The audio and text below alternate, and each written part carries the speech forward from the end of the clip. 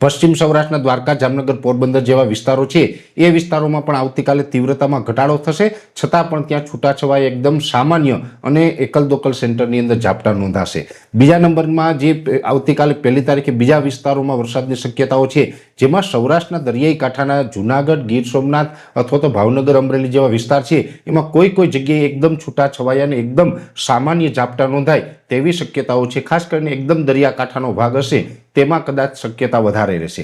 એ પછી જે દક્ષિણ ગુજરાતના ભાગો છે, આમ તો દક્ષિણ ગુજરાતના મોટા ભાગના વિસ્તારોની અંદર આજથી જ હવામાનમાં પલટો આવી ચૂક્યો છે। આવતીકાલે દક્ષિણ ગુજરાતની અંદર પણ વધારે પલટો જોવા મળે, કોઈ કોઈ જગ્યાએ કદાચ માવઠાના ઝાપટા પડી જાય એવી પણ શક્યતાઓ અત્યારે દેખાઈ રહી છે।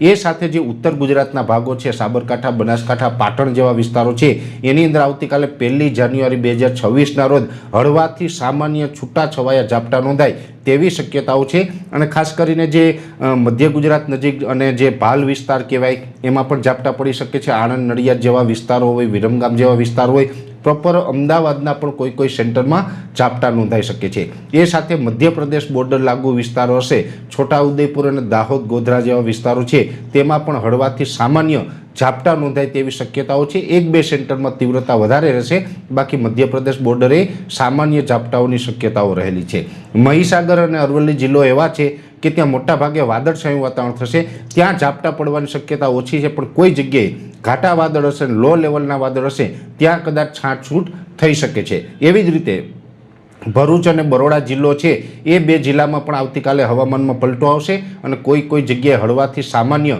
માવઠાના ઝાપટા પડે તેવું એક અનુમાન છે। એટલે ખાસ કરીને આમ જોવા જઈએ તો આ 2 દિવસનો જે માવઠાનો રાઉન્ડ છે એ રાઉન્ડની અંદર આજે પણ અનેક વિસ્તારોની અંદર માવઠાના વરસાદ પડ્યા અને હજુ આવતીકાલે પણ માવઠાના વરસાદ પડે તેવી શક્યતાઓ છે। આજે જે વરસાદો પડ્યા છે એના કરતાં આવતીકાલે થોડોક વિસ્તારની દ્રષ્ટિએ વધારો થઈ શકે છે। એટલે આવતીકાલે આજ કરતાં પણ વધારે વિસ્તારોમાં વરસાદ નોંધાય એવી શક્યતાઓ પૂરી માનીને ચાલી રહ્યા છે। જોકે અત્યારે આપણે વધારે પડતા ઠંડી પડવી જોઈએ, એની જગ્યાએ અચાનક માવઠો આવે એટલે ખેતી પાકોમાં પણ ઘણું બધું નુકસાન થતું હોય। અને આમ જોવા જઈએ તો ક્લાઇમેટ ચેન્જને કારણે આપણે સતત જ્યારે પણ ચોમાસું હોય ત્યારે અતિવૃષ્ટિ થઈ અથવા તો અનાવૃષ્ટિ થાય છે અને કમોસમી વરસાદનું પ્રમાણ પણ છેલ્લા 2-5 વર્ષની અંદર વધતું રહ્યું છે। એવી રીતે આ વર્ષે પણ આ વર્ષનું આ બીજું માવઠું ગણી શકાય। પ્રથમ માવઠું દિવાળી પછી તુરંત થયું હતું અને હવે પછી ફરીથી આ બીજું માવઠું છે।